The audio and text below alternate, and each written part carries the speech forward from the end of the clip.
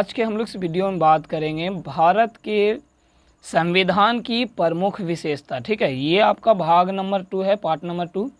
ठीक है, पार्ट 1 में हम लोग बात कर चुके थे संविधान किसे कहते हैं, ठीक है, और संविधान के निर्माण विधि क्या क्या थी। ठीक, तो चलिए आज की वीडियो हम लोग बात करेंगे यहाँ से कि पहला जो विशेषता आपका है, ठीक है, भारत का जो संविधान है सबसे बड़ा यानी कि सबसे लंबा लिखित संविधान है। आपका क्वेश्चन क्या रहेगा कि वह भारत का किस देश का सबसे बड़ा या फिर सबसे लंबा लिखित संविधान है। ये आपको ध्यान रखना है कि लिखित संविधान कौन सा, तो भारत का। लेकिन कहेगा अलिखित संविधान कहाँ है, तो वो जो अलिखित संविधान है वो ब्रिटेन का है। ठीक है, चलिए हम लोग आगे बात करते हैं।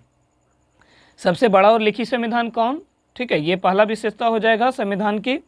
चलिए, आंतरिक एवं बाह्य स्रोत, जितने भी भारत के जो संविधान में जितने आर्टिकल जोड़े गए, ठीक है, यानी कि अनुच्छेद जोड़ा गया, भारत के जो भाग जोड़ा गया संविधान में, ठीक है, तो वो आंतरिक रूप से भी थे और बाह्य स्रोत भी थे। अब आंतरिक स्रोत और बाह्य स्रोत का मतलब क्या होती है, यहाँ से समझिएगा।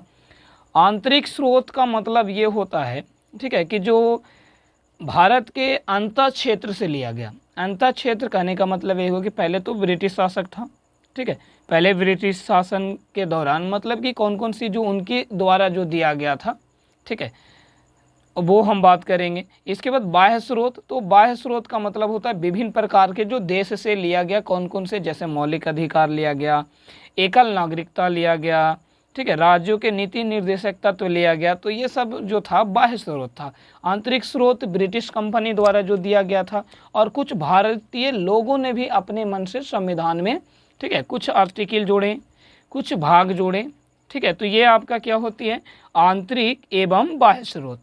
इसके बाद इसका तीसरा जो विशेषता है, तीसरा विशेषता इसका कि नम्यता एवं अनम्यता। ठीक है, नम्यता एवं अनम्यता। चलिए हम इसको पैक कर लेते हैं।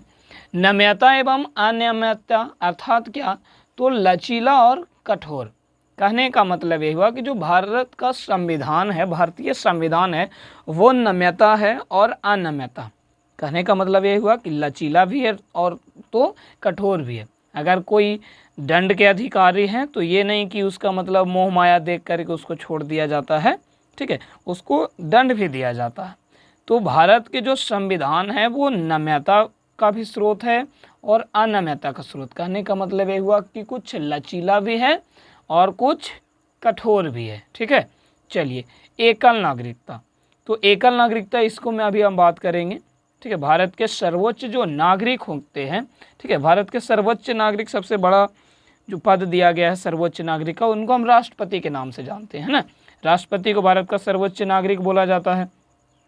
तो भारत में जो एकल नागरिकता है, ये संविधान की जो विशेषता है आपका एकल नागरिकता। कहेगा एकल नागरिकता लिया कहाँ से गया है, तो ब्रिटेन देश से। कहाँ से लिया गया बाबू, ब्रिटेन देश से। इसके बाद भारत के संविधान में मौलिक कर्तव्य भी हैं।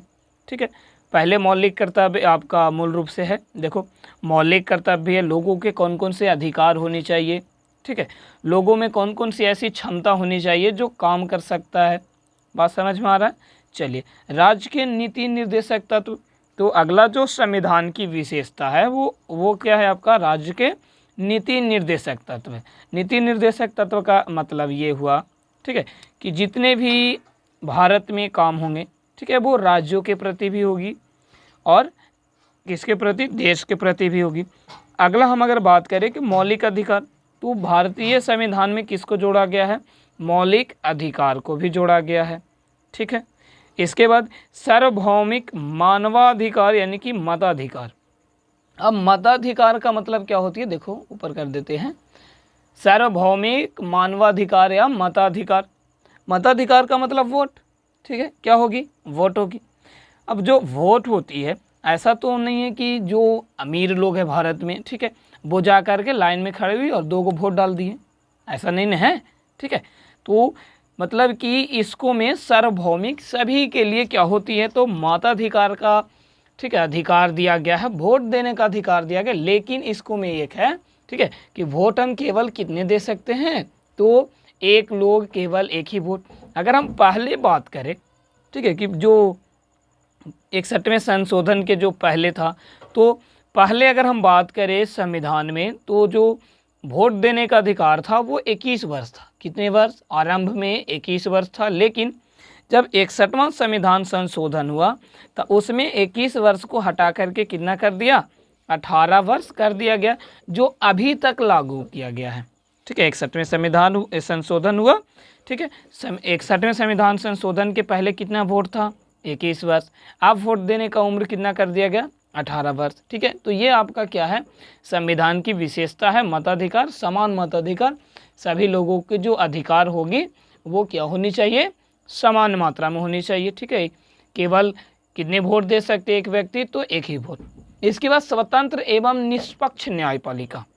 स्वतंत्र एवं निष्पक्ष न्यायपालिका, यानी कि अगर हम बात करें स्वतंत्र का मतलब क्या?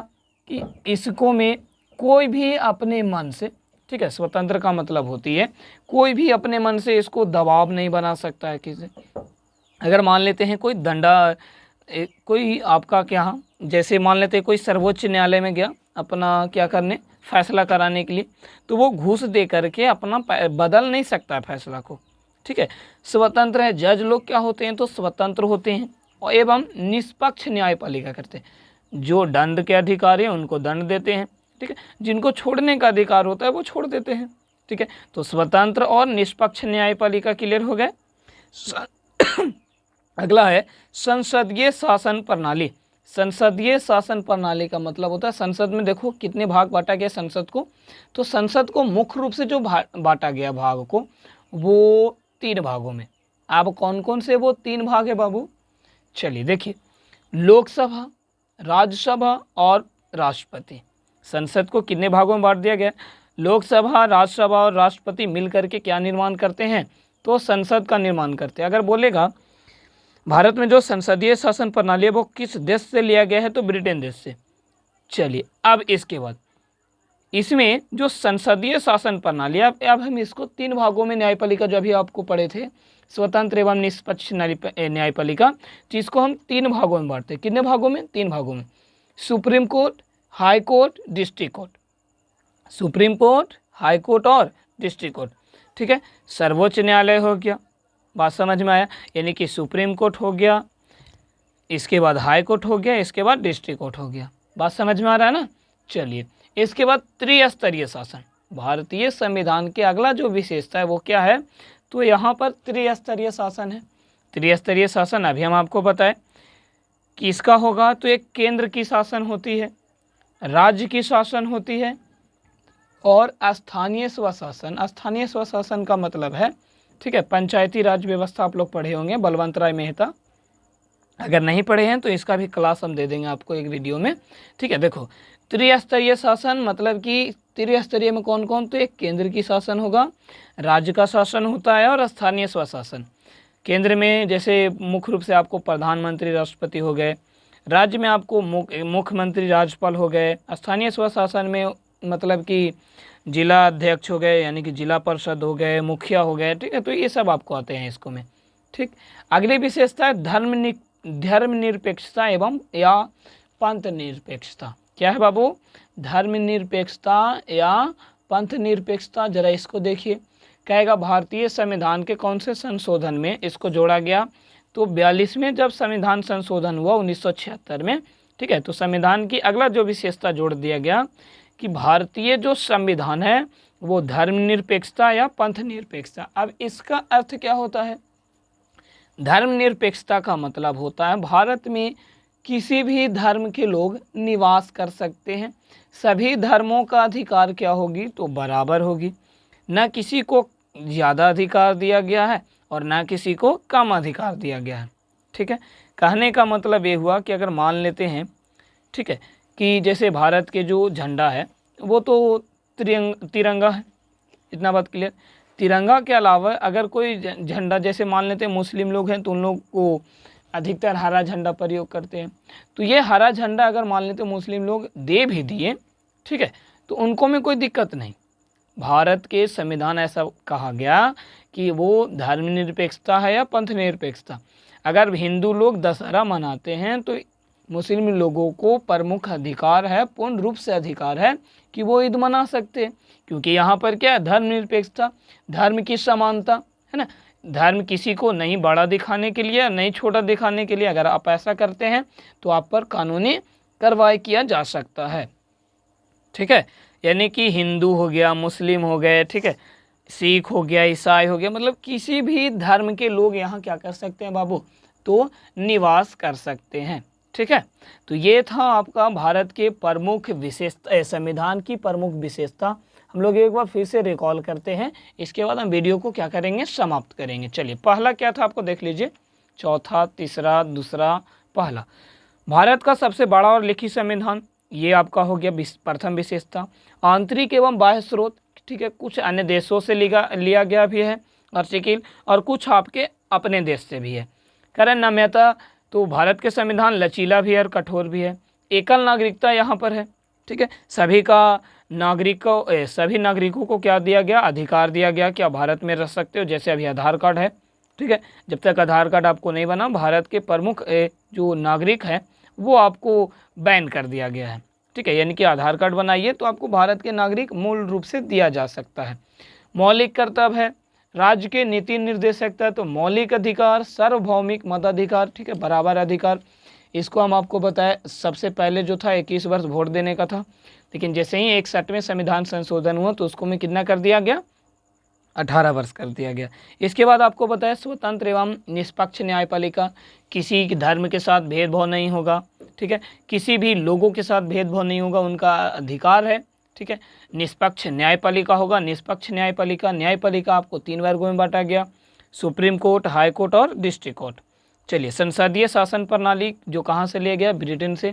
इस संसदीय शासन प्रणाली में 3 भाग में बांट दिया गया, लोकसभा, राज्यसभा और प्रेसिडेंट के। त्रिस्तरीय शासन है, तो केंद्र का भी शासन होगा, राज्य का भी शासन होगा, स्थानीय स्वशासन भी है। धर्मनिरपेक्षता एवं पंथ निरपेक्षता, ठीक है, बराबर समान अधिकार दिया गया सभी धर्मों के। कितने से एक जोड़ा गया, 42वें संविधान संशोधन 1976 के तहत। ठीक है, चलिए, तो आज की वीडियो हम लोग यहीं समाप्त करेंगे, नेक्स्ट वीडियो में मिलते हैं।